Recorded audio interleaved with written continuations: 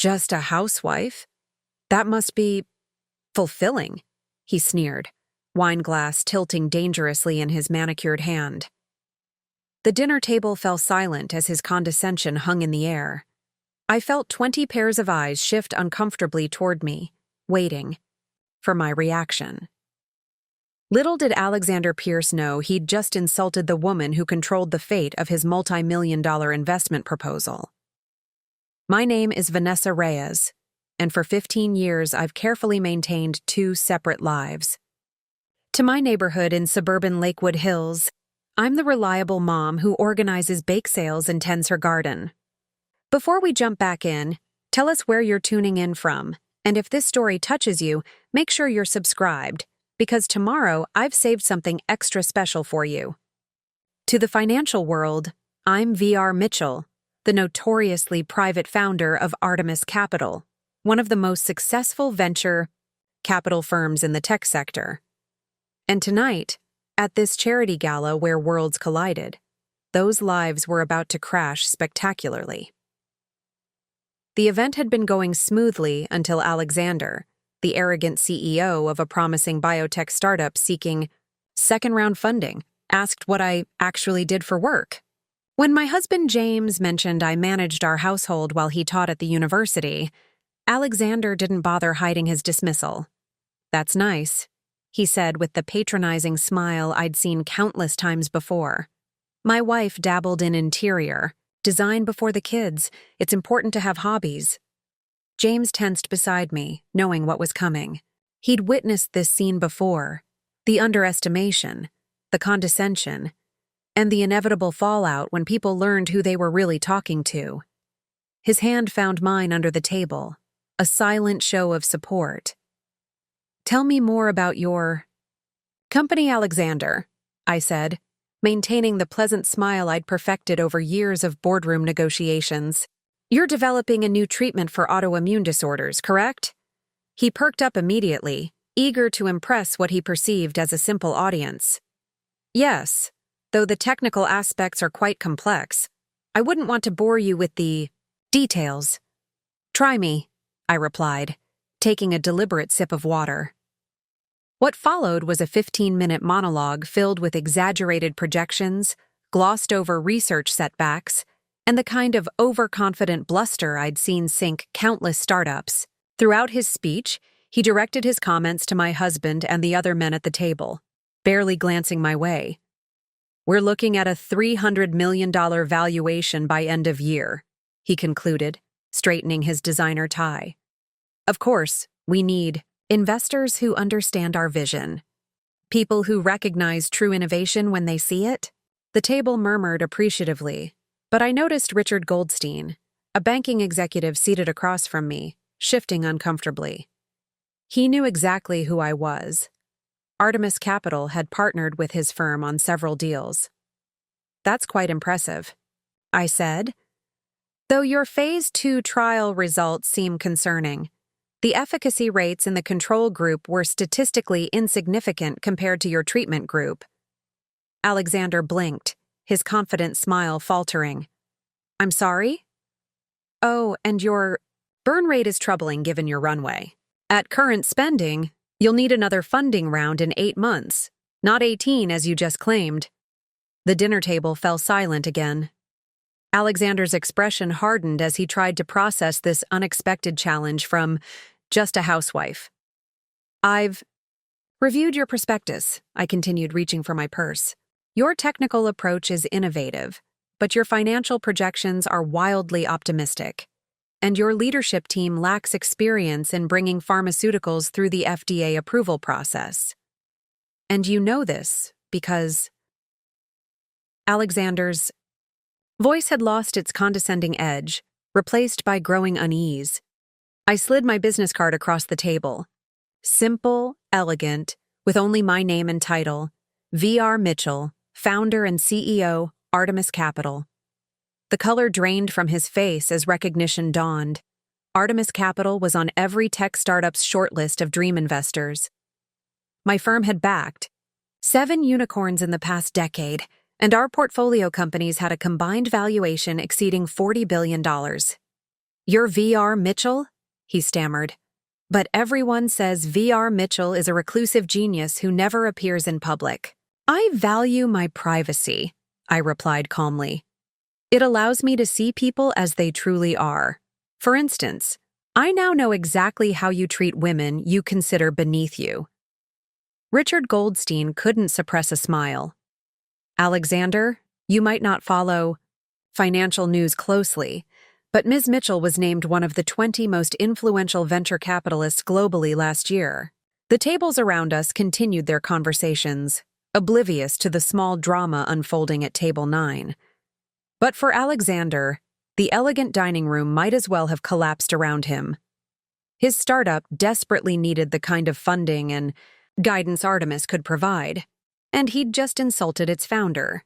I had no idea," he managed, his arrogance replaced by panic. "Please, Ms. Mitchell, I didn't mean—" "Actually," I interrupted gently, "it's Mrs. Reyes at social functions. And you meant exactly what you said. You saw a woman who identified as managing a household and immediately assigned her zero value."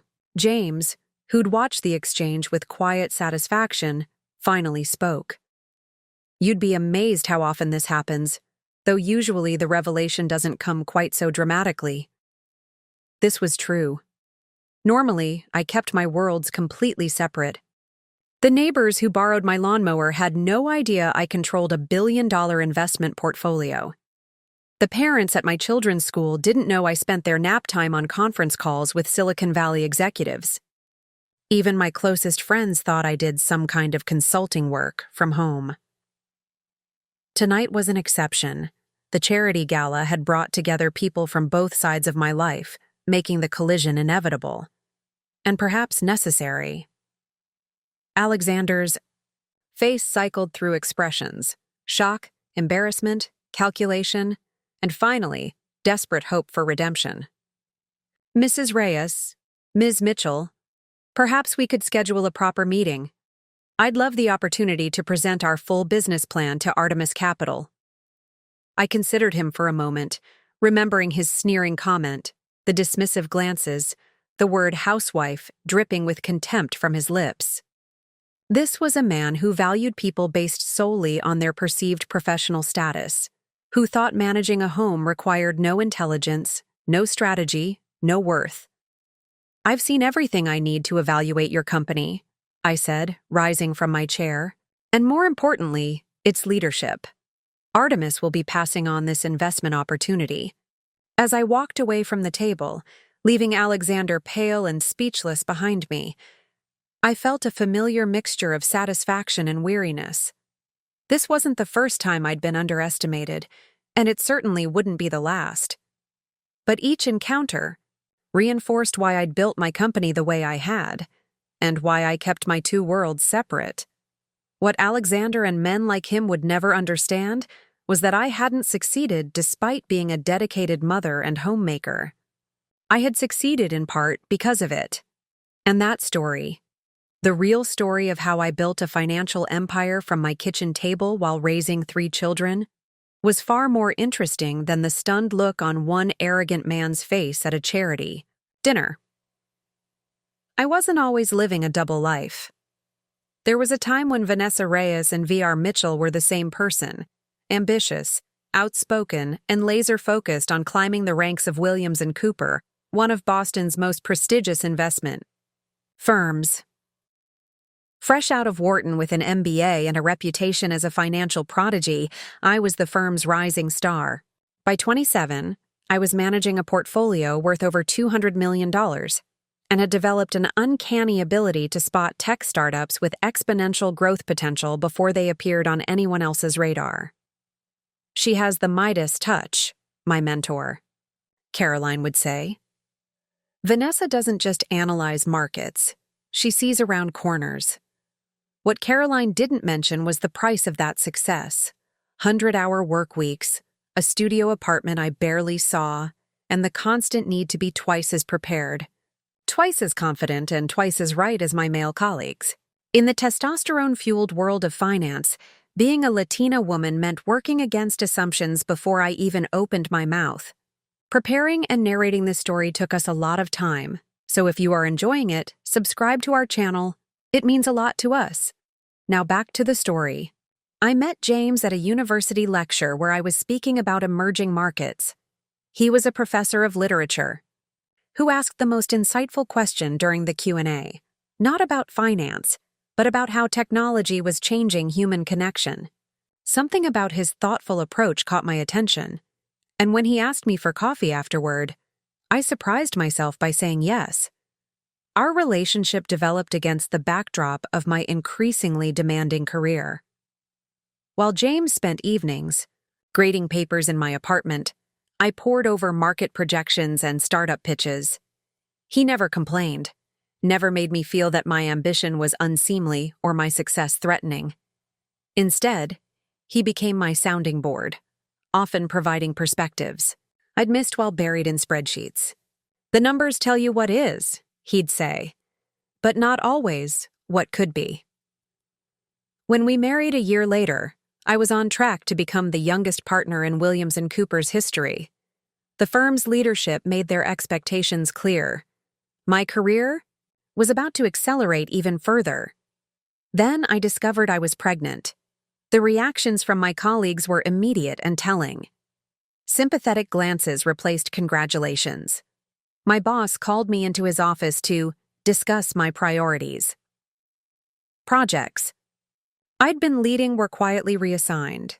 "It's temporary," they assured me, "until you figure out your situation." Even Caroline, my champion for years, took me aside with well-meaning advice. "You can't do both, Vanessa. Not at this level. Something has to give." I'd seen this pattern before. Ambitious women who became mothers were subtly but systematically sidelined. Their commitment was questioned, their focus doubted. Those who fought back were labeled difficult or entitled.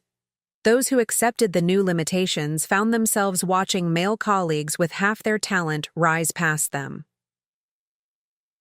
8 months. Pregnant and passed over for a promotion I'd earned, I sat in my obstetrician's waiting room flipping through a parenting magazine to distract myself from my simmering frustration. An article about a woman running a graphic design business from home caught my attention, not for the content, but for the seed of an idea it planted. What if the problem wasn't that I couldn't do both? What if the problem was trying to do both? Within a system designed to make that impossible? James found me at our dining table that night, surrounded by notebooks and financial projections. "I'm starting my own firm," I announced without preamble. He didn't look surprised. "What's the plan?" "I've identified a gap in the venture capital market. Early-stage funding for female-founded tech companies. They're systematically underfunded, despite often outperforming their male-founded counterparts. And the name? Artemis Capital," I said, "after the goddess of the hunt." "Perfect," he nodded. "How can I help?" That was James. No questions about practicality, no concerns about timing, just immediate support. He understood something fundamental about me. I didn't want to choose between ambition and motherhood. I wanted to reimagine what both could look like. Our son Miguel was born 2 weeks later. During midnight feedings, I refined my business model. During nap times, I reached out to potential investors. By the time my maternity leave ended, I had secured enough funding to launch Artemis Capital with a modest initial portfolio of 5 promising startups. I never returned to Williams & Cooper. The early days of Artemis were a delicate balancing act. I converted our spare bedroom into an office and hired Diane, a semi-retired investment analyst looking for flexible hours, as my first employee. We set up systems that maximized efficiency and minimized wasted time. I took calls during walks with the stroller and reviewed pitches while Miguel napped on my chest. When investors or entrepreneurs needed face-to-face meetings, we met at upscale hotel lobbies where my professional attire and confident demeanor made my role clear. No one questioned the occasional baby wipe in my briefcase or the slight shadows under my eyes. In the business world, everyone is tired. The firm grew steadily, building a reputation for smart, strategic investments in overlooked startups. I was careful never to use my full name or photograph in any company materials. VR Mitchell became known as intensely private, appearing only in closed-door meetings with final-stage investment prospects. This approach wasn't just about maintaining work-life boundaries. It was strategic. In the world of venture capital, mystique can be an asset. The less people knew about me, the more they projected what they wanted to see. Male CEOs assumed I was a man. Female entrepreneurs sensed a kindred spirit. Everyone imagined VR Mitchell as whatever made them most comfortable. Meanwhile, Vanessa Reyes became increasingly invisible to the professional world. When we moved to a larger house in Lakewood Hills after the twins were born, our neighbors knew James as the university professor and me as the stay-at-home mom who organized the block party and never missed a school event. "What did you do before? Kids?" they'd sometimes ask. "Finance," I'd reply vaguely. Nothing exciting. The conversation would inevitably turn to school fundraisers or neighborhood gossip, and another opportunity to bridge my two worlds would pass. I told myself it was simpler this way. Cleaner. The sharp division between Vanessa and VR allowed each to exist without compromising the other. But as Miguel entered elementary school and the twins started preschool, as Artemis Capital grew to manage over $500 million in assets, as my professional reputation expanded while my personal one contracted, I began to question the bargain I'd struck. Was I protecting my family's privacy and my professional edge? Or was I reinforcing the very idea I'd set out to disprove, that a woman couldn't be both fully present for her family and extraordinarily successful in business? These questions hovered in the background, unresolved but persistent, until that fateful charity dinner when Alexander Pierce sneered at the concept of being just a housewife and forced my two carefully separated worlds into sudden dramatic collision. The morning after the charity gala, I woke before dawn, a habit formed during years of balancing pre-market analysis with preparing school lunches. The house was quiet, with only the distant hum of the refrigerator breaking the silence. I slipped out of bed, careful not to wake James, and made my way to the kitchen. As I waited for the coffee to brew, Alexander Pierce's condescending smile floated through my mind. Just a housewife? That must be fulfilling. The memory should have faded in importance overnight, becoming just another anecdote in a long history of professional slights. Instead, it nagged at me, demanding attention like a loose thread on an expensive sweater. Why had his dismissal bothered me so much? I'd faced far worse in boardrooms and investment meetings. I'd been talked over, mansplained to, and underestimated, countless times without letting it affect me. Yet something about this particular encounter felt different, more personal, more significant.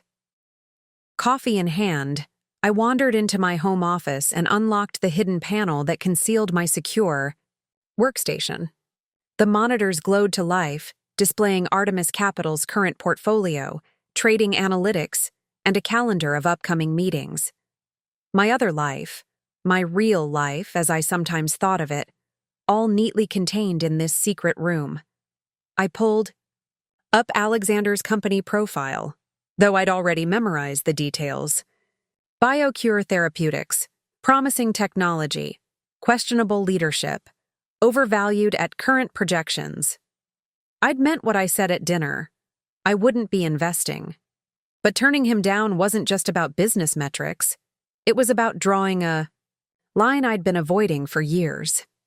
The sky outside began lightening as I sat there, thinking not about investment strategies or market projections, but about the compartmentalized life I'd constructed.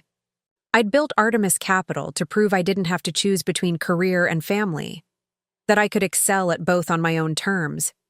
Yet somewhere along the way, I'd created a different kind of limitation, two separate identities that could never fully integrate. Couldn't sleep? James appeared in the doorway, two fresh coffee mugs in hand, just thinking. I accepted the coffee gratefully. After 15 years together, he knew when to push and when to simply be present. "About our friend from dinner?" he asked, settling into the chair beside my desk. I nodded. "Not just him, the whole situation. You destroyed him, you know, in the most elegant way possible." There was pride in his voice, but also a question. "That's the problem," I said slowly, articulating thoughts that had been forming since I woke. "I shouldn't have had to destroy him. I shouldn't have had to reveal this whole secret identity just to be treated with basic respect." James waited, giving me space to continue. "When I started Artemis, keeping my identity private was about practicality, managing a startup while caring for a newborn. Then it became about strategy, the mystique of VR Mitchell created advantages. But now—" I paused, searching for the right words. "Now I wonder if I'm perpetuating the very problem I set out to solve." "How so?" "By hiding who I really am, I'm letting people like Alexander believe their assumptions about housewives are correct. I'm reinforcing the idea that women can't be both devoted mothers and brilliant professionals." The realization felt simultaneously obvious and revolutionary. I've been playing by their rules instead of changing the game. James considered this. So what would changing the game look like? That was the million-dollar question. I turned to the window, watching as the first golden rays of sunlight illuminated our carefully maintained garden. Somewhere in the house, I heard the twins stirring. Soon they'd be rushing in, full of morning energy and endless questions. "I'm not sure yet," I admitted, "but I know I can't keep pretending to be two separate people. Not anymore." The sound of small feet pattering down the hallway signaled the official start of the day. Our conversation would have to wait, but the seed of something significant had been planted. As I closed the hidden panel and prepared to shift into mom mode, I felt a strange sense of liberation, as if acknowledging the problem had already begun to solve it. That afternoon, after dropping the kids at various activities, I drove to the small satellite office I maintained in the city. Unlike my home setup, this space was officially connected to Artemis Capital, though I rarely used it. Today, however, I needed neutral ground to think. Diane looked up in surprise when I walked in. After a decade as my right hand, she was one of the few people who knew both Vanessa Reyes and VR Mitchell intimately. "I didn't know you were coming in today," she said, quickly minimizing whatever was on her screen. "Is everything okay?" "I need your perspective on something," I replied, settling into a chair across from her desk. "Do you think I've been making a mistake by keeping my identity so private?" Her eyebrows shot up. "That's not what I was expecting. What brought this on?" I gave her the abbreviated version of the previous night's encounter. Diane listened intently, nodding occasionally. "And now I'm wondering if I've been complicit in my own erasure," I concluded. "By allowing Vanessa Reyes to be seen as just a mother and homemaker, while VR Mitchell exists as this disembodied financial genius." Diane leaned back, considering. "You know, when you hired me, you said something I've never forgotten. You said women shouldn't have to choose between being taken seriously professionally and being present for their families. That the system forcing that choice was broken. I still believe that." "Then maybe the problem isn't that you've been living two lives," she suggested. "Maybe it's that you've been acting like they have to be separate to both be valid." The simplicity of her observation hit me with unexpected force. I'd been so focused on proving I could excel in both roles that I'd never questioned whether keeping them divided was necessary, or even helpful. "What would happen," Diane continued, "if VR Mitchell stepped out of the shadows? If you integrated these parts of yourself publicly? It could jeopardize deals, change how I'm perceived in the industry." These were the justifications I'd always given myself. Or, she countered, it could change the industry itself, show other women they don't have to choose or hide, create a new model for success. As her words sank in, I felt something shift inside me, a realignment of possibilities, a new way of seeing my own story. For years, I'd believed I was subverting the system by playing both roles exceptionally well. But perhaps true subversion meant refusing to keep them separate any longer. There would be consequences, I said, thinking aloud. Undoubtedly. Diane smiled. But when has that ever stopped you? Driving home later, windows down and mind racing, I felt an unfamiliar lightness. The carefully constructed walls between my identities, walls I'd built and maintained for 15 years, suddenly seemed less like protection and more like limitation. I thought about my children, especially my daughter Sophia, who at 7 was already navigating a world of gendered expectations. What message was I sending her by hiding half of who I was? What possibilities was I closing off by perpetuating? The myth that a woman had to choose? By the time I pulled into our driveway, the nebulous discomfort that had woken me at dawn had crystallized into something clear and actionable. I didn't just need to reconsider how I presented myself to the world. I needed to fundamentally reimagine what success could look like for women who refused to be reduced to any single dimension. The path forward wasn't yet clear, but the destination was. No more hiding. No more compartmentalization. No more allowing others to define my worth based on outdated artificial categories.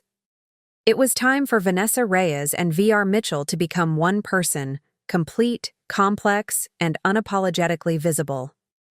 After 15 years of careful compartmentalization, the prospect of merging my two identities required more than just a decision.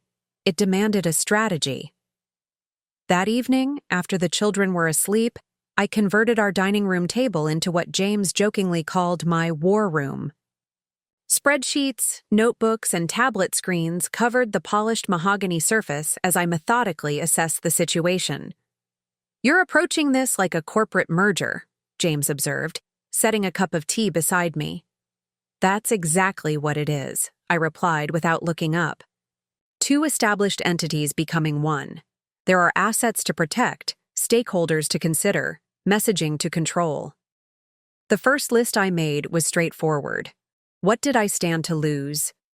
Professional mystique. The advantage of being underestimated. The ability to move through certain spaces unrecognized. Privacy for my family. The second list took longer.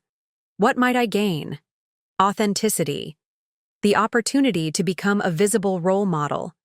The chance to actively challenge assumptions rather than simply work around them. Freedom from constant code switching. Most importantly, I would no longer be complicit in the narrative that a woman's professional achievements somehow diminished her identity as a mother, or that her commitment to family compromised her business acumen. "We need to consider the kids," James said, scanning my notes. "How will this affect them?"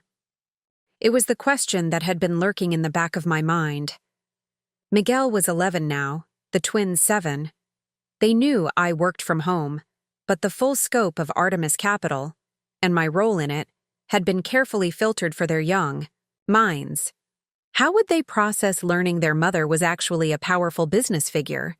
Would it change their perception of our family dynamic? "I've been thinking about that," I said. "It won't be easy.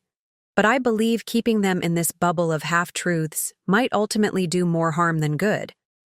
Especially for Sophia and Lucia." James nodded slowly. "They should see that their mother isn't just someone who makes lunches and helps with homework. That you're changing the world in your own way." "Exactly. But we'll need to prepare them. Answer their questions. Make sure they understand that nothing changes about how much I love them or am there for them." I turned to my tablet and pulled up Artemis Capital's investor materials. Sleek, minimalist documents that conveyed authority while revealing almost nothing about the firm's founder. The absence of personal details had become a signature of sorts, but now it felt less like a power move and more like an artificial barrier. "I'll need to revise all of this," I murmured. "New corporate biography, updated materials, a transitional communication strategy." "You're not planning to call a press conference, are you?" James asked, only half joking. No. I smiled. That would be reactive, not strategic. This needs to happen on my terms, not as a response to Alexander Pierce or anyone else. I reached for a fresh notebook and began mapping out a timeline. This wasn't something I could or should rush. The financial world responded poorly to sudden revelations. The mothers at school pickup would certainly raise eyebrows at learning their bake sale coordinator controlled a billion-dollar investment portfolio. Both worlds would need time to adjust. 3 phases, I decided, writing as I spoke.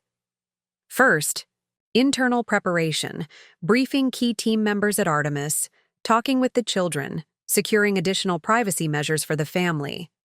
Second, controlled disclosure to limited external stakeholders.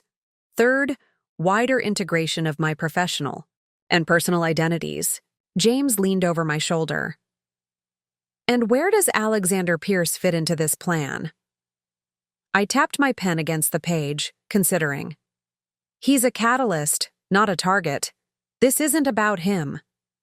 But you're still not investing in BioCure? Absolutely not. Their fundamentals are weak, and his leadership is questionable at best. I paused. Though I admit, the look on his face when he realizes VR Mitchell isn't just punishing him for one rude comment might be satisfying. James laughed. There's the Vanessa I married. As the clock ticked past midnight, I moved from general strategy to specific tactics. Who needed to know first? Diane, obviously. My executive team at Artemis, our financial and legal advisors. The children, with age-appropriate explanations. My parents, who had always been baffled by my insistence on downplaying my success. What? Protections needed to be in place? Enhanced security systems for our home, updated privacy policies for the children's schools, a more robust media strategy. Which professional relationships would change? Some business partners might feel deceived. Others might question whether a woman with family responsibilities could truly lead a major financial institution. Investment.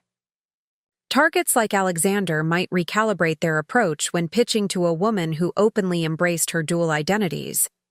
The challenges were significant, but as I mapped them out, I recognized something important. None were insurmountable. Fact, many represented opportunities rather than obstacles. You're smiling, James observed as I closed my notebook around 2 a.m. Am I? I hadn't realized. I guess I'm just seeing possibilities I hadn't considered before. Such as, I gathered my materials, organizing them with the precision that had become second nature. Such as the fact that I've been thinking about this all wrong. I've been asking how to merge VR Mitchell and Vanessa Reyes without losing the advantages of either. And that's wrong because it assumes they're different people with competing interests. I looked up at him, the clarity of it suddenly obvious. They're not. They never were. All this time, I've been the one enforcing a false division.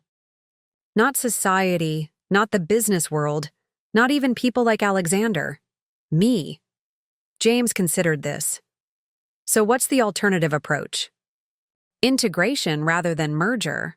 Recognition that being a mother makes me a better investor, and being a business leader makes me a better mother. The skills, the perspectives, the priorities, they complement each other. I felt the excitement of a new investment opportunity, that familiar rush of seeing angles others had missed. I don't need to choose or compartmentalize. I just need to be fully myself in all contexts. That sounds revolutionary. Maybe it shouldn't be. I closed my laptop with finality. Maybe that's the whole point. Later, lying in bed but too energized to sleep, I mentally reviewed the resources at my disposal. Unlike when I'd started Artemis with a newborn and limited capital, I now had considerable advantages. Financial security, a supportive partner, an established professional reputation, a network of allies, and 15 years of experience navigating both worlds. I also had something I hadn't fully valued before, the moral authority that came from having lived this divided existence. I understood intimately the pressures that forced women to fragment themselves, to hide parts of their identity to succeed in spaces that claimed to value diversity while punishing difference. That understanding wasn't just personal, it was powerful. It could be leveraged not only to reshape my own narrative but to challenge the systems that made such divisions seem necessary in the first place. As dawn broke outside our bedroom window, I finally drifted toward sleep with one clear thought. This transformation wasn't just about revealing who I was. It was about reimagining who I, and by extension, other women like me, could become when we refused to be diminished by others' limited perceptions. The path ahead would be challenging. There would be resistance, misunderstanding, perhaps even backlash.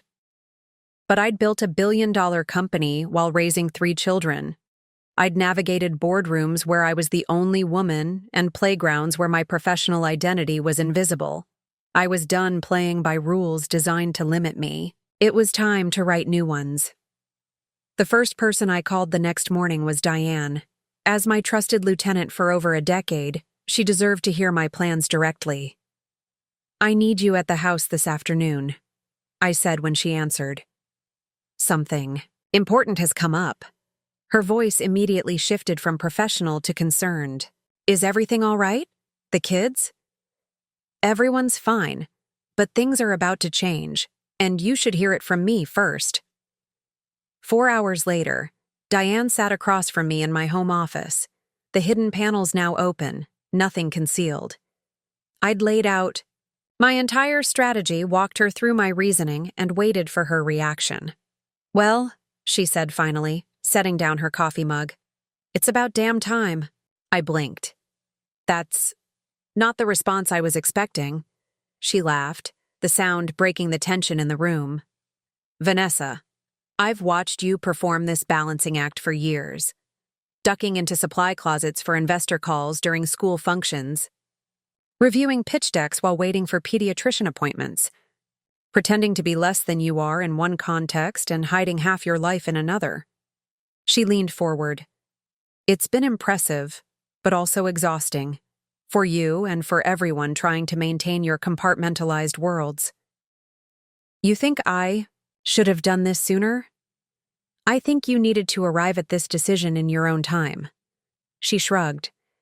"But now that you have, I'm 100% behind you. What do you need from me?" Her immediate support loosened something tight in my chest. "Help me prepare the team. We'll need to update all our materials, revise our communication strategy, prepare for questions from investors and portfolio companies. Consider it done." She pulled out her tablet, already switching to implementation mode. "What about the mysterious VR Mitchell persona? Do we retire it completely?" I shook my head. "No retirement. Evolution. VR Mitchell isn't going away. She's just becoming fully dimensional." I handed her a draft of my revised professional biography. "We're adding context, not erasing anything." Diane scanned the document, nodding appreciatively at the straightforward acknowledgement of my family life alongside my professional accomplishments. "This is good. Authentic without being apologetic." She looked up. "The press will have a field day, you know. Let them.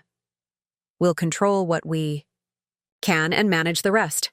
By the time Diane left, we had a detailed action plan for Artemis Capital's transition. The next conversation would be more challenging but infinitely more important. That evening, I gathered my family in our living room.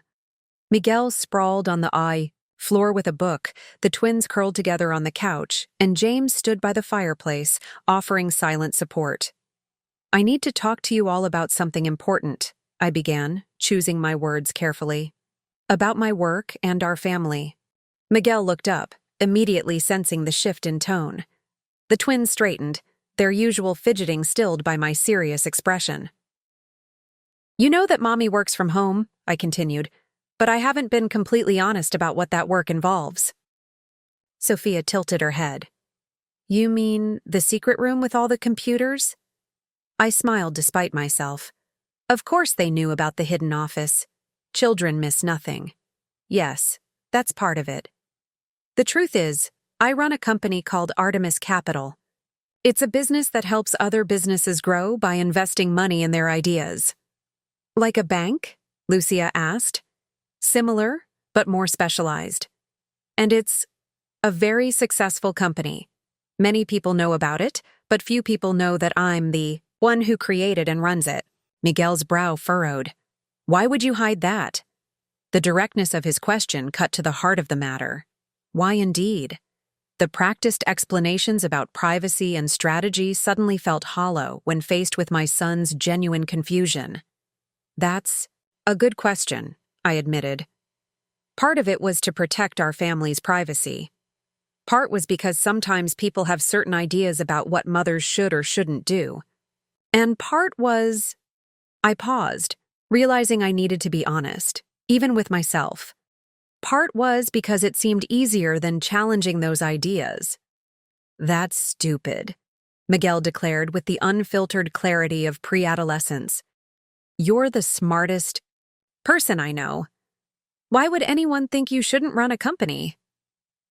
Unfortunately, some people still believe that women, especially mothers, can't or shouldn't lead major businesses. Sophia frowned. Like how Tommy said girls can't be astronauts. And you showed us pictures of all the women who went to space? Exactly like that. The twins exchanged a look, communicating in that wordless way they often did. So you're like a secret boss? Lucia finally asked, a note of excitement creeping into her voice. I have been. But that's what I wanted to talk about. I've decided it's time to stop keeping it secret, I explained, in terms they could understand, how things would change. There might be some news stories about me. People at school might ask questions. We might need to be a bit more careful about security. But the most important things, our family, our home, my presence in their lives, would remain exactly the same. Will you be famous? Sophia asked, eyes wide. In some circles, maybe, but nothing like your favorite singers or athletes. Miguel had been quiet, processing. Is this because of what happened at the charity dinner? Dad mentioned some guy was rude to you. James and I exchanged glances. We'd discussed the incident briefly, not realizing Miguel had overheard. That was part of it, I acknowledged. It made me realize I've been allowing people to see only pieces of who I am, instead of my whole self. And that's not the example I want to set for you. So you're going to show everyone you're a mom and a boss? Lucia clarified. Exactly. Good, she declared with finality. Tommy's mom needs to know that too. She's always sad about only being a crossing guard. The conversation continued, wandering through their questions and concerns. To my surprise, the children seemed more excited than anxious, proud rather than worried.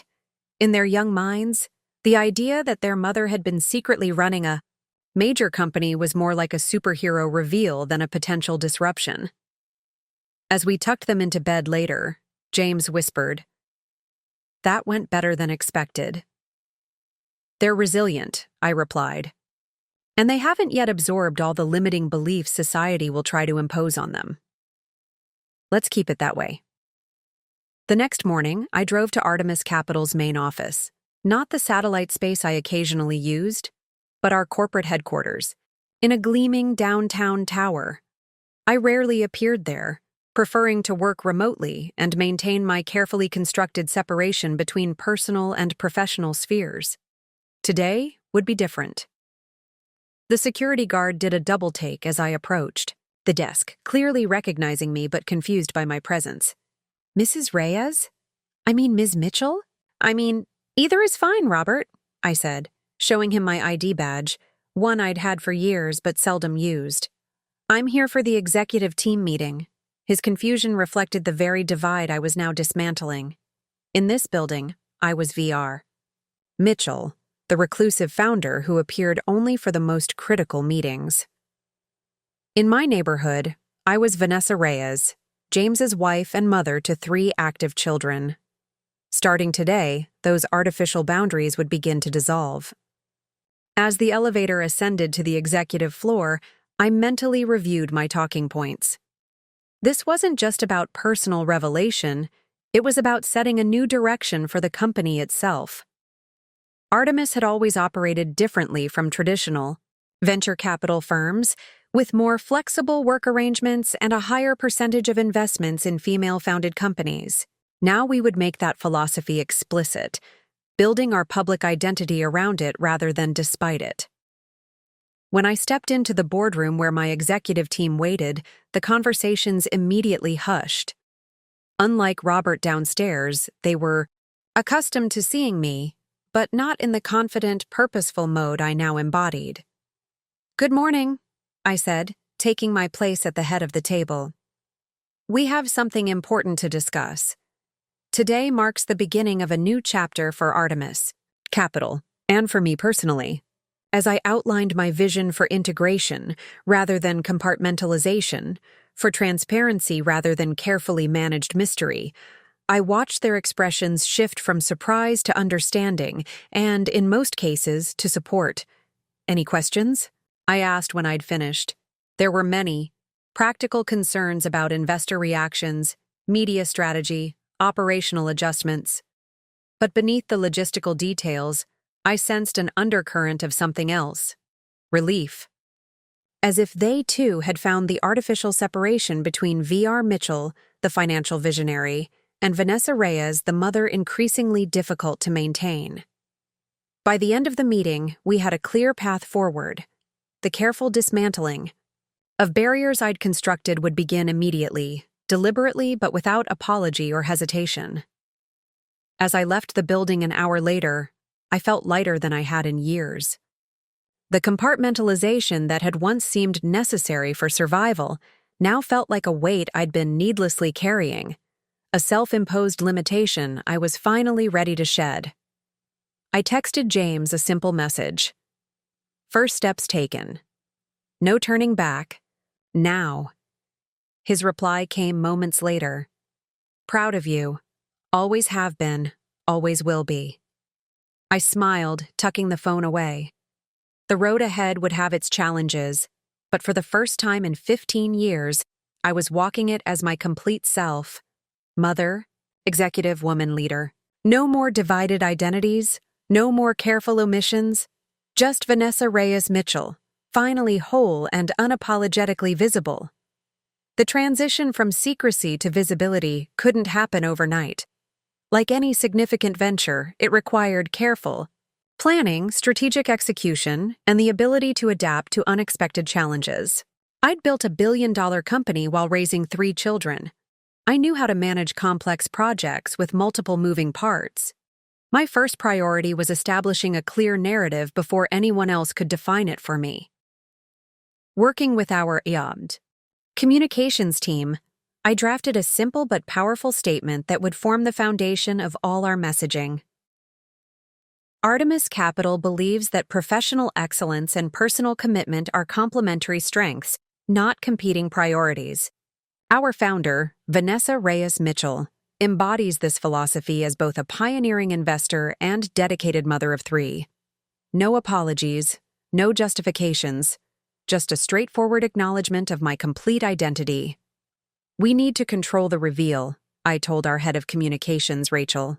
"Strategic, deliberate, on our terms." Rachel nodded, making notes. "We should start with a profile in a respected business publication. Something substantive that establishes your voice and perspective from the beginning." "Not Forbes or Fortune," I specified. "They'd frame this as a curiosity, the secret mommy mogul. I want something with more depth." "The Harvard Business Review," Rachel suggested. "They've been doing a series on non-traditional leadership approaches.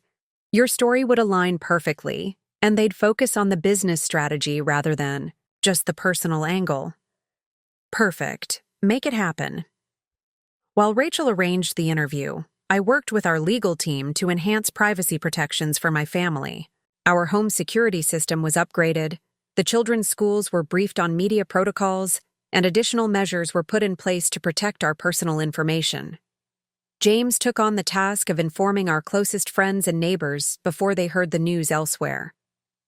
Consider it controlled demolition of the neighborhood gossip bomb, he joked. But we both knew these conversations were essential for maintaining the community relationships we valued. Perhaps the most challenging aspect was updating our portfolio. Companies. Over the years, Artemis had invested in more than 60 startups, many of which had only interacted with VR Mitchell through video calls or carefully managed in-person meetings. Some founders had never met me at all, dealing primarily with our investment team. We need to reassure them that nothing is changing in terms of our commitment or approach, I told Diane as we reviewed the list of companies. Just the external presentation. Most will take it in stride, she predicted. A few might be thrown by the revelation that they've been taking direction from a woman? A mother? I raised an eyebrow. I was going to say, someone different than they imagined, Diane replied dryly. But yes, those factors too. We decided to handle these updates personally, scheduling video calls with each portfolio company to explain the transition before the public announcement. These conversations proved illuminating, revealing which business relationships were truly based on substance and which had been influenced by assumptions about VR Mitchell's identity. Most founders were surprised but supportive. Some were genuinely excited about the broader implications. A few, predominantly older male CEOs, showed subtle signs of recalibration, their language and demeanor shifting upon seeing me in this new context. One particularly telling response came from Eliza Wong, founder of a promising AI healthcare startup we'd backed the previous year. "This explains so much," she said when I finished explaining the situation. "Your feedback on our work-life integration policies was incredibly specific and practical. Now I understand why. Does this change your perception of Artemis as an investor?" I asked directly. "Absolutely," she replied without hesitation. "It strengthens it. You're not just talking about supporting diverse leadership models. You're living it." She paused. "Though I wish I'd known earlier. The juggling act you described, I've been attempting something similar, without much success." "Perhaps that's the next evolution," I suggested. "Creating more visible pathways for those trying to integrate seemingly different aspects of their lives. I'd be the first to sign up for that workshop," she said with a laugh. As these conversations progressed, something unexpected began to happen. Rather than simply managing a revelation about my identity, I found myself engaged in deeper, more authentic discussions about leadership, flexibility, and challenging traditional business structures. The very act of integration was creating new possibilities for connection and collaboration. At home, we prepared the children for the changes that would come with increased visibility. James and I role-played potential scenarios with them, questions from classmates, approaches from strangers, comments they might overhear. "Remember," I told them during one of these sessions, "people might say things about me or about us as a family that aren't true. They might make assumptions based on very limited information." "Like how Tommy assumed I couldn't play soccer because I'm a girl?" Sophia asked. "Exactly like that. People make assumptions all the time, and part of growing up is learning which opinions matter and which don't." Miguel, always the most reflective of our children, considered this carefully. "So if someone says you can't be a good mom because you run a company, that's their limited understanding, not our reality," James finished for him. "We know the truth of our family, even if others don't see it." These conversations weren't always easy, but they were necessary. The protective bubble I'd created by compartmentalizing my life was dissolving, and I needed to ensure my children had the tools to navigate the new landscape. 6 weeks after my initial decision, the infrastructure for my integrated identity was finally in place. Our corporate materials had been updated, key stakeholders informed, and family protections established. The Harvard Business Review interview was scheduled for the following week, with the article to be published the month after. Everything was proceeding according to plan, until Alexander Pierce upended our carefully constructed timeline. The call came from Rachel on a Tuesday afternoon. "We have a situation," she said, her typically calm voice tight with tension. Alexander Pierce gave an interview to TechCrunch about BioCure's funding challenges. He mentioned being rejected by a major venture capital firm run by someone pretending to be something they're not. He didn't name Artemis specifically? No, but he described meeting the firm's founder at a charity gala and discovering she'd been hiding behind a fake persona. It's vague enough to provide deniability, but specific enough that people in the industry will connect the dots. I closed my eyes briefly, calculating. Pierce's comments weren't just petty. They were an attempt to reframe my story before I could tell it myself, to position my necessary compartmentalization as deception rather than adaptation. "How much time do we have?" The article goes live tomorrow morning. We're already getting inquiries from other outlets looking to follow up. Move up the timeline, I decided. Call HBR and see if they can expedite our piece. Draft a statement addressing Pierce's comments directly. Something simple that acknowledges my dual roles without defensiveness. And schedule an all-hands meeting for tomorrow morning. Our team should hear this directly from me before it hits the news. After ending the call, I sat at my desk, a familiar calm settling over me. This was reminiscent of market volatility, a sudden disruption requiring rapid adjustment rather than panic. Alexander Pierce thought he was forcing my hand, perhaps even causing me embarrassment. What he didn't understand was that I'd navigated far more complex challenges than a wounded ego lashing out in a tech blog. I texted James. Timeline accelerated. Pierce made a move. Everything under control, but story breaks tomorrow. His response was immediate. Need anything from me? Just pick up the kids and keep the evening normal. I'll be home for dinner. We'll talk to them together afterward. That night, after explaining the situation to our children in age-appropriate terms, I sat at our dining room table finalizing our response strategy. The accelerated timeline wasn't ideal, but it had a silver lining. It eliminated the prolonged anticipation that often accompanies planned revelations. By forcing my hand, Alexander Pierce had inadvertently given me the opportunity to demonstrate exactly how capable I was of handling unexpected challenges, as both a business leader and a mother. If that wasn't a fitting metaphor for the very integration I was championing, I didn't know what was. The next morning, I arrived at Artemis headquarters earlier than usual. The all-hands meeting was scheduled for 9 a.m., but I wanted time to center myself before addressing the entire company. As I rode the elevator to our floor, I smoothed down my blazer and took a deep breath. The moment had arrived sooner than planned, but I was ready. No more division. No more compartmentalization. No more allowing others to define my value based on arbitrary categories. It was time to be whole. The Artemis Capital main conference room was rarely filled to capacity. As a company that embraced flexible work arrangements, another departure from traditional venture capital practices, we typically had people joining meetings virtually from various locations. But this morning, every seat was taken, with additional staff lining the walls. I stood at the front of the room, keenly aware that for many employees, this was the first time they were seeing me in person rather than through carefully managed video calls or hearing about me secondhand through their managers. Good morning, I began, my voice steady. Thank you all for being here on short notice. Today marks a significant transition for Artemis Capital, one we've been planning for several weeks, but which circumstances have accelerated. For the next 20 minutes, I explained the situation directly and without embellishment. I shared my journey of building Artemis while raising my family, the strategic reasons for my initially compartmentalized approach, and my decision to now fully integrate these aspects of my identity. Some of you may have seen comments in TechCrunch this morning from Alexander Pierce, CEO of BioCure Therapeutics, attempting to frame this as some sort of deception. I continued. Let me be clear.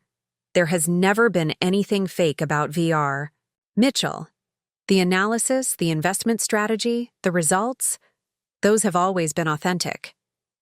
The only limitation was in showing the full context of who I am and how I work. I paused, looking around the room. And that limitation ends today. The response was immediate and overwhelming. The applause started slowly, then built until it filled the room. Not just polite acknowledgement, but genuine support. Faces that had been curious or uncertain now showed something closer to admiration. When the noise finally subsided, I opened the floor for questions. They came rapidly, ranging from practical concerns about operations to more personal inquiries about how I'd managed the balance for so long. I answered each one directly, no longer filtering my responses through the limited persona of VR Mitchell. 1. Last thing, I said as we neared the end of the meeting. This transition isn't just about me. It's about creating a company that truly values integration over compartmentalization, that recognizes people are most effective when they can bring their whole selves to work. In the coming weeks, we'll be announcing new initiatives that further this mission, starting with an expanded family leave policy and more flexible work arrangements for all employees. The second round of applause was even louder than the first. As the meeting dispersed, Diane approached with a tablet in hand. The statement's going live in 5 minutes, and HBR has agreed to expedite our piece. They're sending a photographer this afternoon. She smiled. Also, your phone is blowing up with messages from portfolio companies. Seems like Pierce's attempt to cause problems has backfired spectacularly. She handed me the tablet, displaying a tweet from Eliza Wong. Proud to have our Artemis Capital as investors. Their founder's authenticity and integration of professional excellence with personal commitment isn't just admirable, it's the future of leadership. Real leadership. Cheers women in VC. Similar messages were pouring in from other founders, particularly women who saw my revelation as validation of their own complex identities. What Pierce had intended as an exposure of deception was rapidly transforming into a celebration of authentic leadership. By mid-afternoon, the narrative had shifted entirely. Business publications were covering the story not as a scandal, but as an intriguing case study in challenging traditional leadership models. Requests for interviews and speaking engagements flooded in. Our investor relations team reported that not a single limited partner had expressed concerns. In fact, several had reached out with messages of support. We're trending on Twitter, Rachel reported during our afternoon check-in. The hashtag, both not either, is taking off, with women sharing their own stories of integration rather than compartmentalization. Any response from Pierce? I asked. Radio silence. BioCure's PR team issued a statement saying his comments were taken out of context and weren't meant to target any specific individual or firm. She rolled her eyes. Standard backpedaling. I nodded, unsurprised. And our portfolio companies? Overwhelmingly positive. Many are publicly affiliating themselves with Artemis, highlighting their connection to us. It's turning into a branding opportunity for them. This was perhaps the most unexpected outcome. The revelation was actually strengthening Artemis's market position rather than compromising it. The mystique of VR Mitchell had been a strategic asset in building the firm, but the authenticity of Vanessa Reyes Mitchell was proving equally powerful in a business world increasingly focused on genuine connection and purpose-driven leadership. That evening, as I drove home, I received an unexpected call from Caroline, my former mentor at Williams & Cooper. I just read the HBR piece they published online, she said when I answered. Vanessa, it's extraordinary. What you've built, how you've built it. I had no idea. Coming from Caroline, who had once told me I couldn't succeed at the highest levels while raising a family, this was significant. It took finding a different path, I replied. One that didn't force me to choose. That's what struck me most, she admitted. When I gave you that advice years ago, I genuinely believed I was being realistic. I didn't see alternatives to the model I'd struggled through myself. She paused. I wonder how many other women I gave that same limiting advice to. The systems weren't designed for integration, I said, choosing my words carefully. We've had to create new ones. Well, you've done it brilliantly. The partners here are talking about your approach like it's revolutionary, which I suppose it is. After we hung up, I sat in my driveway for a moment, reflecting on the conversation. Caroline had been my role model once, a rare female success story in a male-dominated industry. Now she was looking to me for a new model of what success could look like. The circle had completed in ways I couldn't have imagined when I started this journey. Inside the house, I found my family gathered in the kitchen. James was chopping vegetables while the twins set the table, all moving in the choreographed rhythm of our evening routine. Miguel looked up from his homework at the kitchen island. "Mom, you're famous!" he exclaimed, holding up his tablet. "My science teacher mentioned you in class today. She said you're an example of challenging restrictive paradigms or something." I laughed, setting down my bag and kissing the top of his head. "That's quite a compliment." "Did Alexander Pierce call to apologize?" Sophia asked, placing the last fork with precise attention. "Not yet, sweetheart." The children had taken a particular interest in the man who'd insulted their mother, casting him as the villain in our unfolding family drama. "He should," Lucia declared with the absolute moral certainty of a 7-year-old. "Daddy says it's important to admit when you've made a mistake." "Daddy is very wise," I agreed, exchanging a smile with James. As we sat down to dinner, the conversation flowed naturally between updates on school projects, neighborhood news, and questions about my day at work. The artificial separation between my professional and personal lives had dissolved, creating space for more authentic engagement in both spheres. Later, after the children were in bed, James and I sat on our back patio, glasses of wine in hand, reviewing the events of the day. "You know what surprised me most?" I said, looking up at the stars visible through breaks in the clouds. "How freeing it feels. I expected the transition to be stressful, maybe even painful. But instead, it's like putting down a heavy weight I didn't fully realize I was carrying." James nodded. "You've been code switching constantly for 15 years, being one person at home, another at work, never fully relaxed in either context because you were always managing the division. That takes a tremendous amount of energy." Energy I can now redirect, I realized. There's so much more I want to do with Artemis, initiatives we've barely begun to explore around changing investment models and supporting integrated leadership approaches. "And you'll do it," he said simply. "You already have." As the first day of my integrated identity drew to a close, I recognized this wasn't just a personal victory. The overwhelming response from employees, portfolio companies, even former mentors, suggested I'd tapped into something much larger than my individual journey. People were hungry for models of success that didn't require painful compartmentalization or impossible choices. They wanted examples of integration that proved excellence in one area didn't necessitate sacrifice in another. By finally refusing to be diminished or divided, I had inadvertently created something that resonated far beyond myself, a template.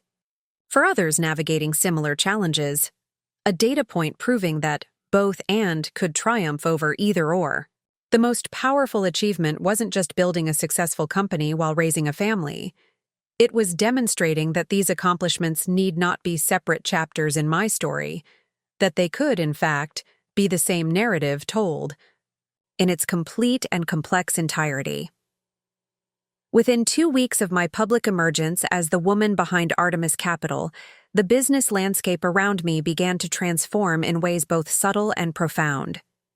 The story had evolved from a one-day headline to an ongoing conversation about leadership, authenticity, and the artificial barriers that had long segregated professional achievement from personal fulfillment.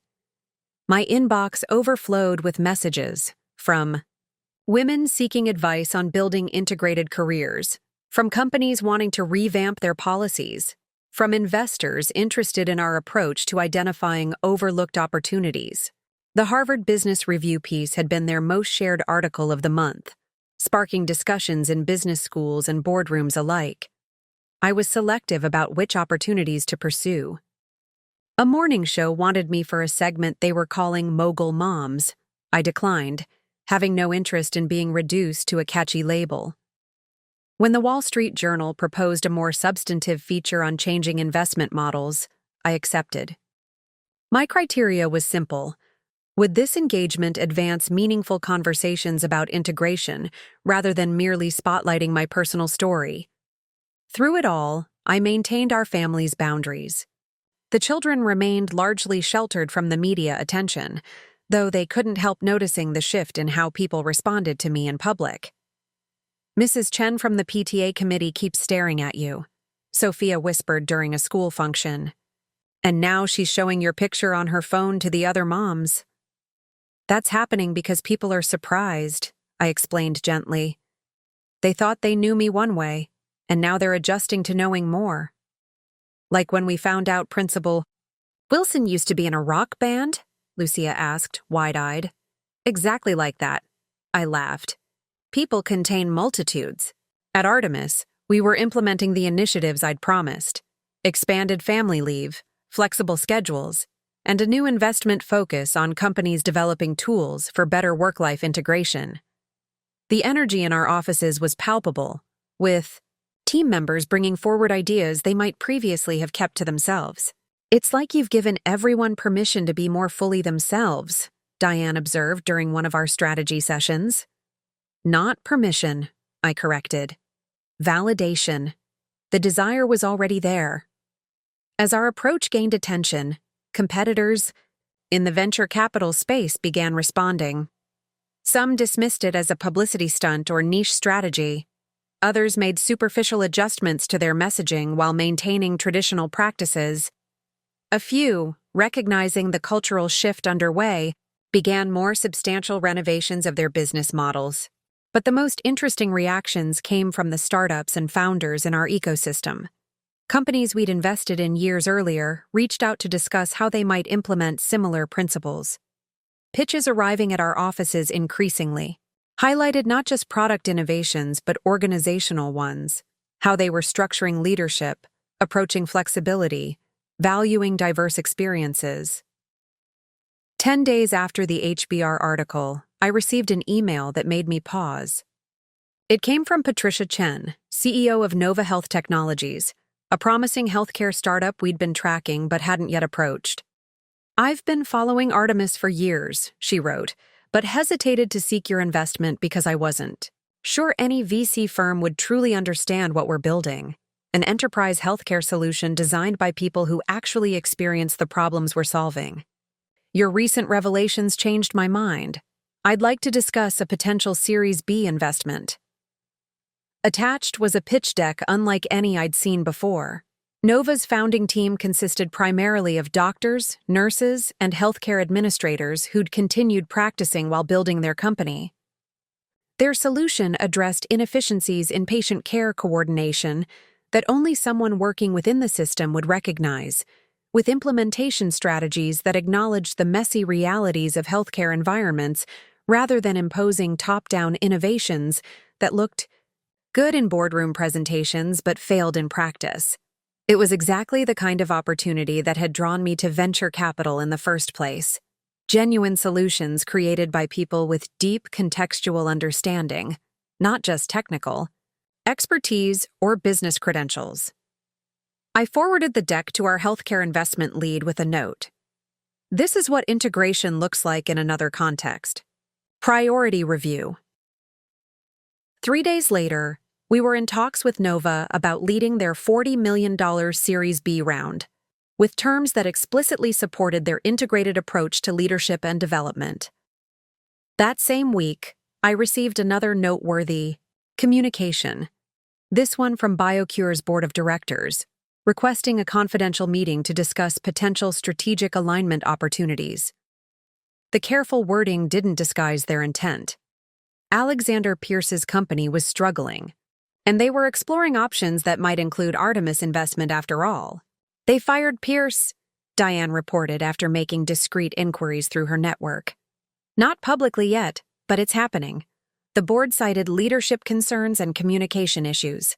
Apparently, his TechCrunch comments were the final straw in a pattern of problematic behavior. I considered the request thoughtfully. The petty part of me wanted to decline outright, to let BioCure face the consequences of their former CEO's poor judgment, both professional and personal. But the investor in me recognized that beneath Pierce's leadership problems lay potentially valuable technology that could benefit patients with autoimmune disorders. Schedule the meeting, I decided. But make it clear this is preliminary and exploratory only. And I want a complete leadership assessment before we consider any involvement. The following Monday, I sat across from BioCure's board chair and interim CEO in our conference room. The dynamic was noticeably different from any previous investment meeting I'd participated in. Gone was the subtle condescension often directed toward female investors, replaced by an almost deferential respect. We want to be transparent about the leadership transition, the board chair began. Alexander's departure was necessary for multiple reasons, but his public comments about you and Artemis certainly accelerated our timeline. I nodded, waiting for them to continue. We've been following your approach to integrated leadership with great interest, the interim CEO added, clearly having prepared this line carefully. And we believe BioCure could benefit from that philosophy as we rebuild our executive team.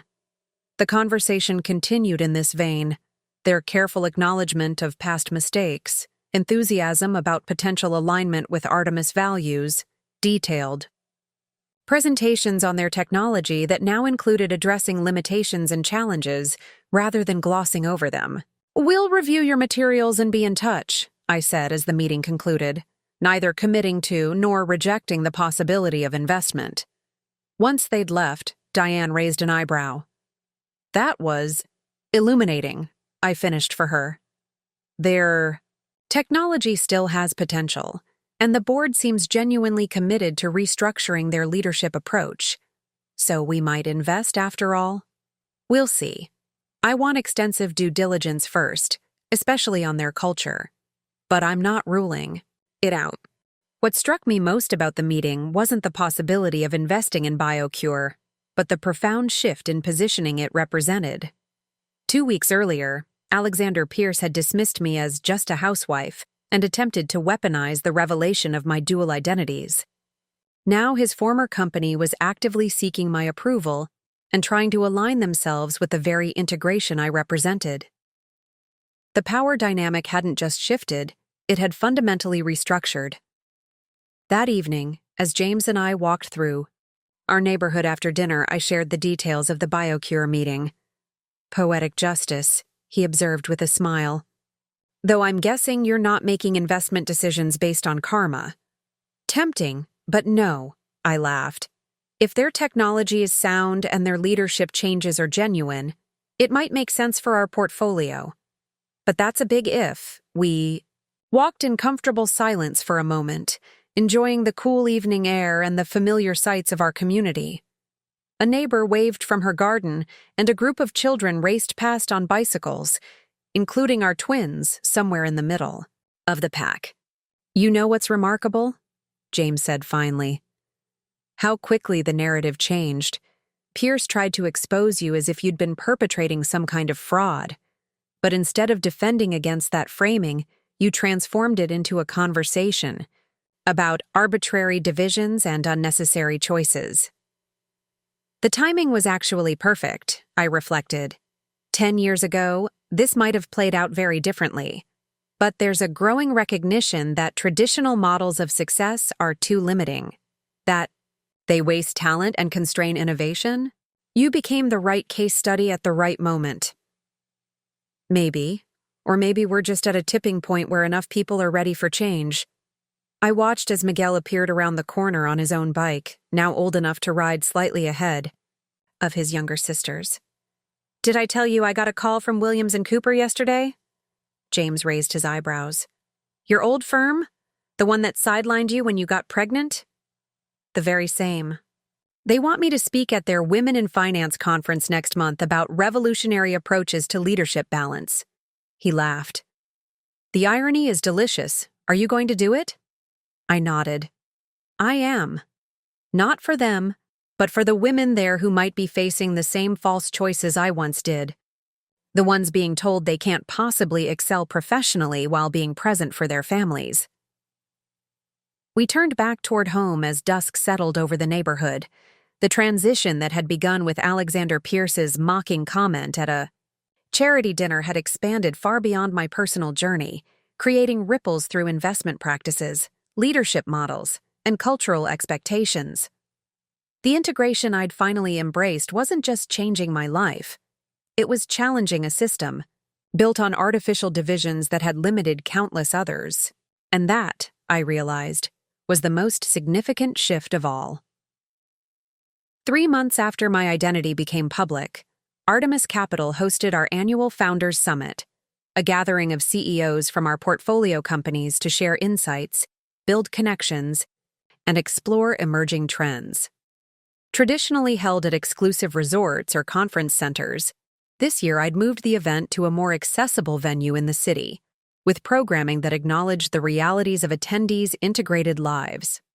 The morning sessions featured conventional topics, market analysis, scaling strategies, fundraising in uncertain economies.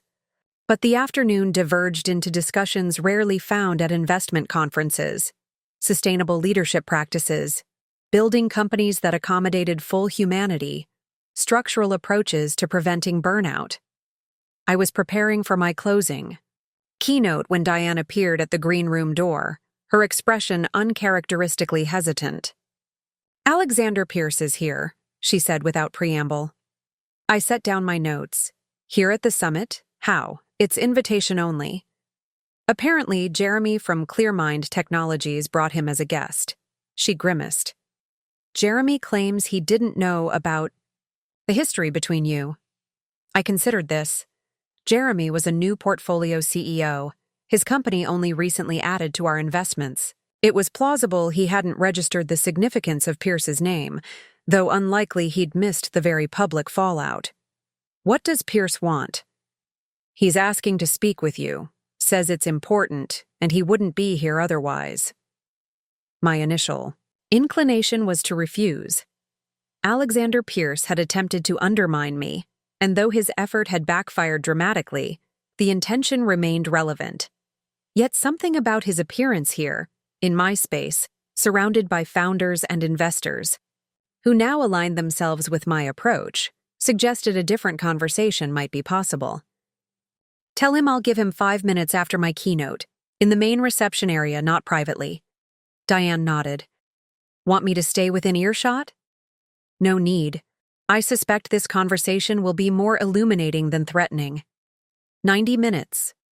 Later, having delivered a keynote on integration as competitive advantage to an enthusiastic audience, I made my way to the reception area where Alexander Pierce waited. He looked markedly different from our last encounter, the polished arrogance replaced by a more subdued demeanor, his designer suit exchanged for business casual attire that suggested he was between positions rather than leading a company. Ms. Mitchell, he began, extending his hand. Thank you for agreeing to see me. Mrs. Reyes Mitchell, I corrected, accepting his handshake briefly. What can I do for you, Alexander? He gestured to a quiet corner of the reception area. Could we speak somewhere less public? This is fine, I replied, remaining where we stood.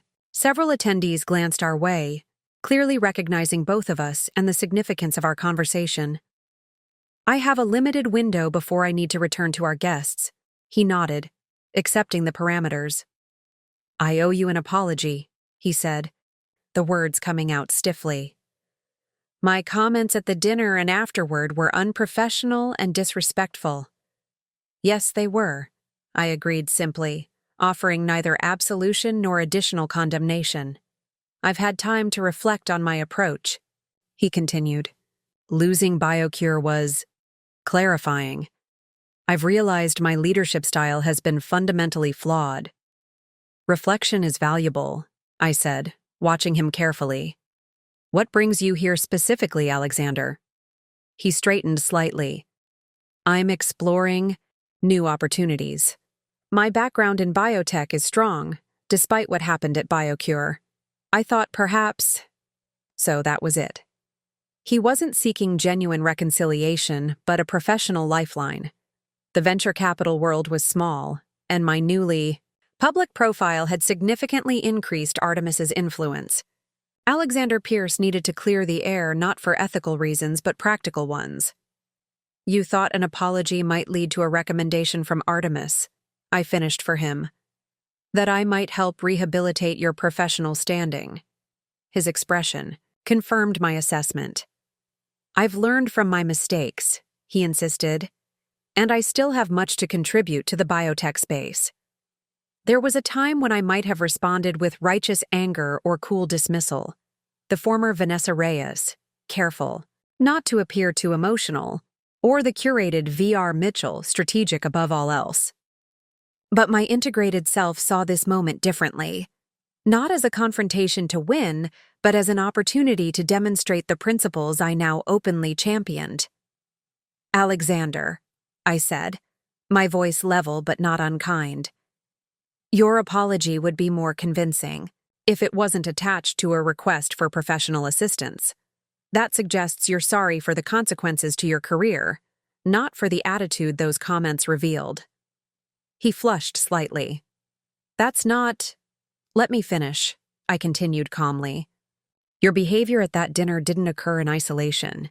From what I've learned through industry channels, it reflected a pattern of dismissing contributions from women, particularly those who didn't fit your narrow definition of professionalism.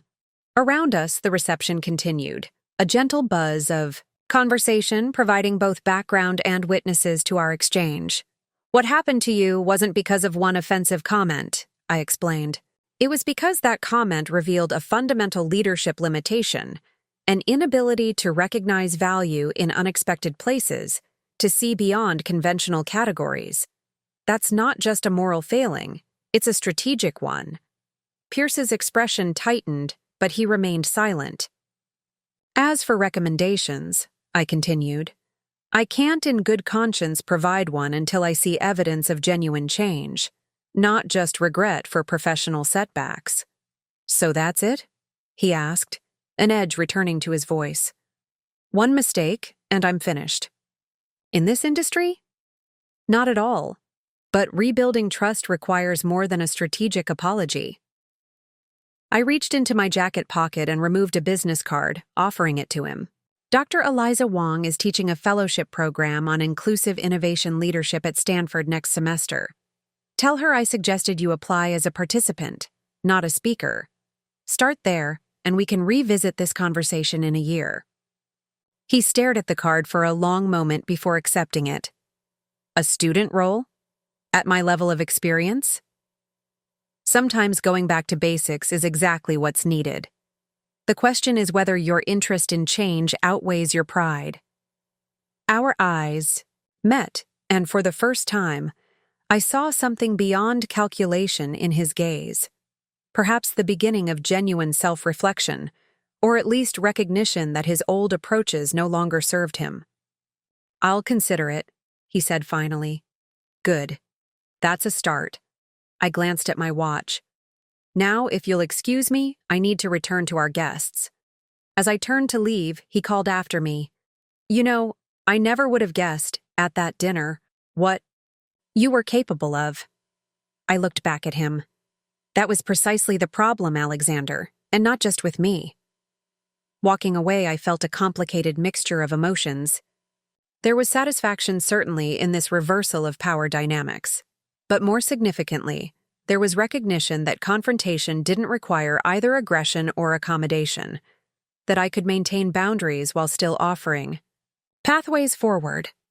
Diane intercepted me before I rejoined the main event. How did it go? Do I need to have security escort him out? No, that won't be necessary. I think he got the message. Which was? I considered the question. That redemption is possible, but not on his terms, and that I'm not interested in either punishing him or rescuing him, just in seeing real change. She nodded appreciatively. Very integrated approach. I'm trying to practice what I preach, I said with a small smile.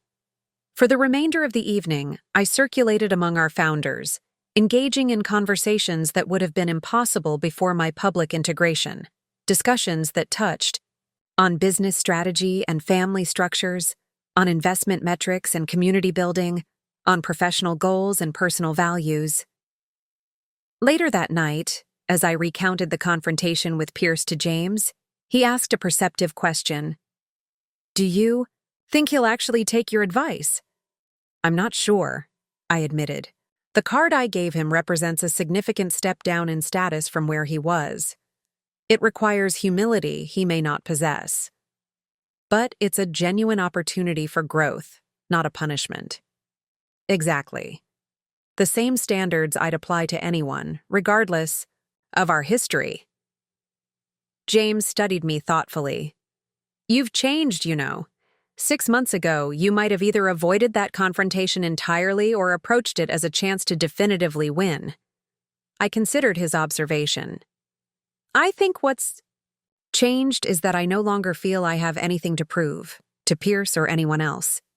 I'm not defending my right to exist in both worlds anymore. I'm simply living fully in the integrated space I've created. And that gives you the freedom to be generous even to former adversaries. When appropriate, I qualified with a smile. I'm integrated, not saintly. As we prepared for bed, my phone buzzed with a notification. It was a LinkedIn message from Alexander Pierce. I've submitted my application to Dr. Wong's program. Thank you for the recommendation. I showed it to James, who raised his eyebrows. Surprising. Maybe, I said, setting the phone aside. Or maybe he's finally recognizing that adaptation is necessary for survival. The business world is changing, not just for women trying to navigate artificial divisions, but for men who've benefited from maintaining them. The confrontation with Pierce had provided a fitting bookend to the journey that began with his dismissive comment months earlier. But the more significant confrontation had been internal, challenging my own acceptance of unnecessary compartmentalization, questioning why I'd allowed myself to be divided for so long. That was the confrontation that had truly transformed not just my career, but my understanding of what leadership could encompass. And unlike the brief exchange with Alexander Pierce, its implications would continue unfolding for years to come. I'll revise Part 10 to be around 500 words, and then create Parts 11 and 12 at the same length. 6 months after my identity became public, the impact had spread far beyond my personal sphere. What began as a response to one man's dismissive comment had evolved into something more significant, a case study in challenging artificial divisions. At Artemis Capital, our investment approach now explicitly centered around integrated leadership, attracting startups founded by people with deep contextual expertise who had previously been overlooked by traditional venture capital. Our portfolio diversified not just in founder demographics, but in business models, with strong growth in sectors where lived experience created competitive advantages: healthcare, education, and caregiving technologies. We're seeing pitches we never would have before, Diane noted during our quarterly review. Founders who might have hidden certain aspects of their background are now highlighting them as strengths. Our returns validated what I'd long suspected. False dichotomies weren't just personally constraining, but economically inefficient. At home, the changes were subtler, but equally meaningful. The children had adjusted to their mother's public profile with remarkable resilience. Maya's mom asked if you could speak at Career Day, Sophia announced over dinner. I told her you're probably too busy running your company and helping with our science fair projects. Actually, I might be able to do that, I replied. Would you be comfortable having me speak to your class? She considered this carefully. Yes, but only if you don't wear your serious business clothes. The other kids might be intimidated. I laughed.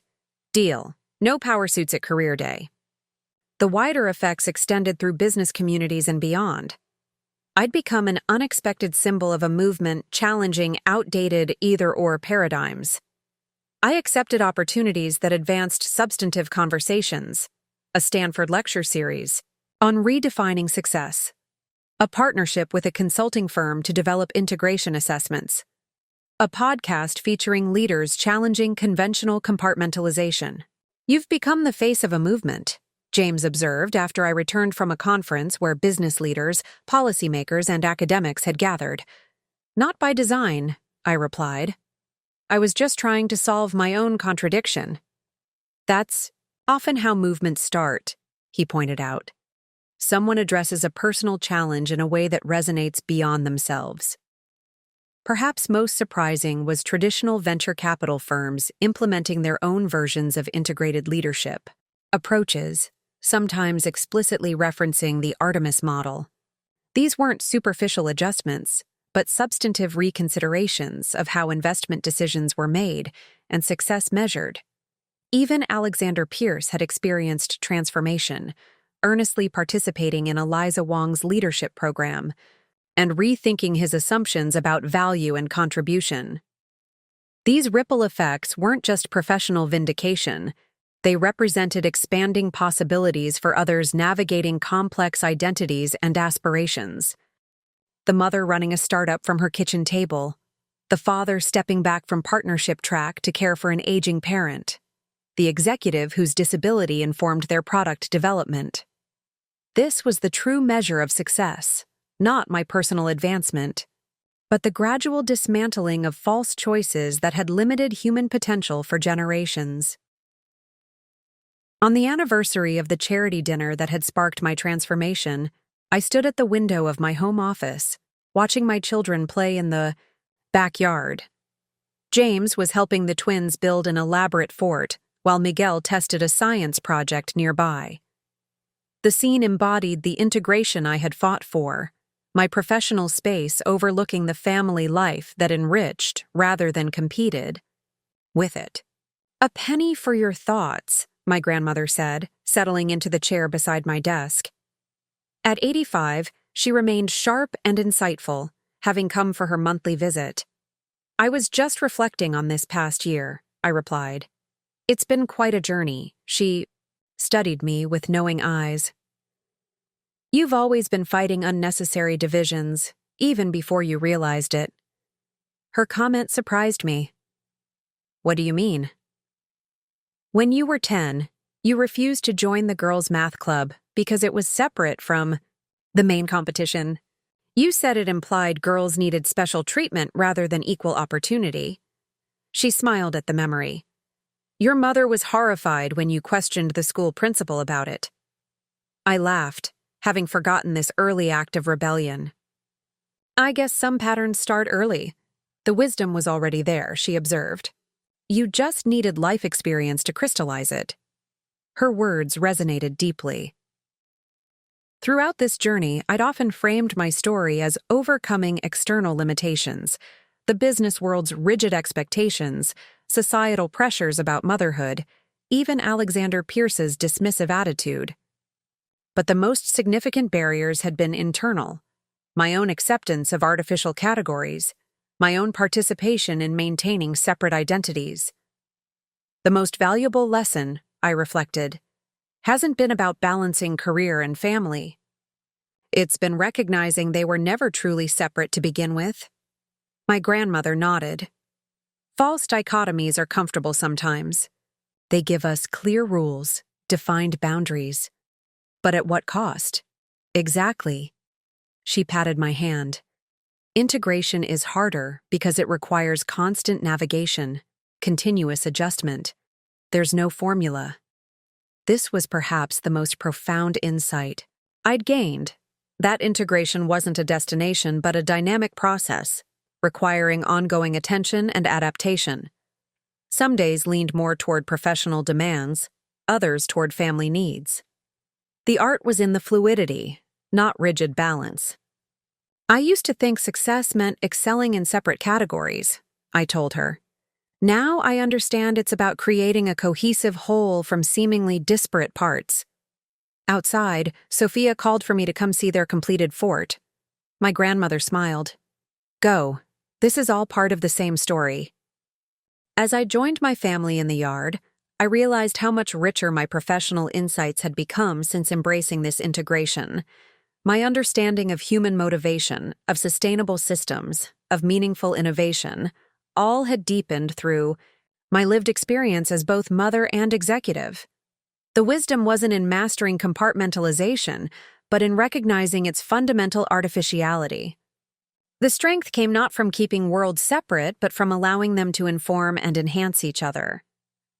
In that ordinary backyard moment, laughing with my children while mentally refining a new investment thesis, I experienced the truth I'd been circling for years.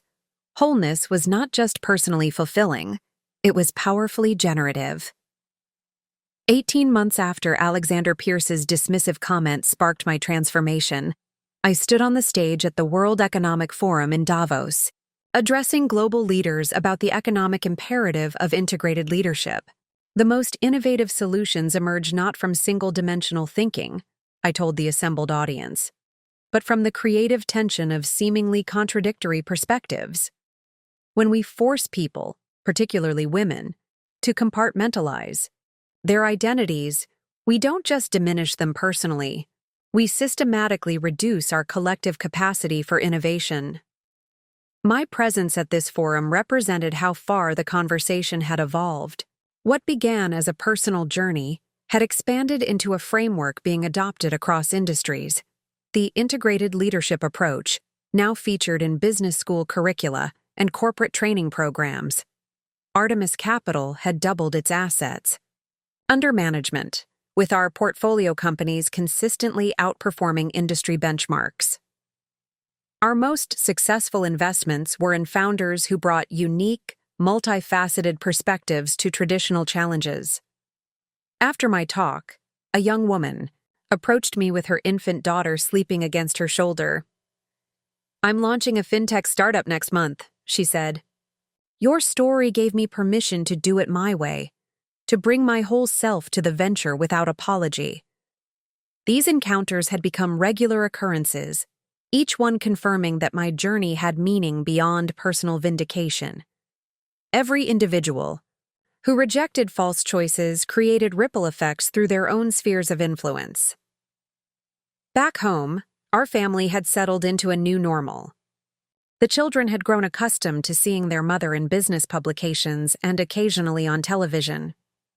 "My friends think it's cool that you're famous," Miguel had commented casually. "But I told them you're still just mom to us. Just mom." The phrase contained both limitation and expansiveness, a recognition that while my professional identity mattered, my role as their mother existed in a category of its own significance. James had embraced his own evolution, taking a leadership position in developing his university's family support policies while maintaining his academic career.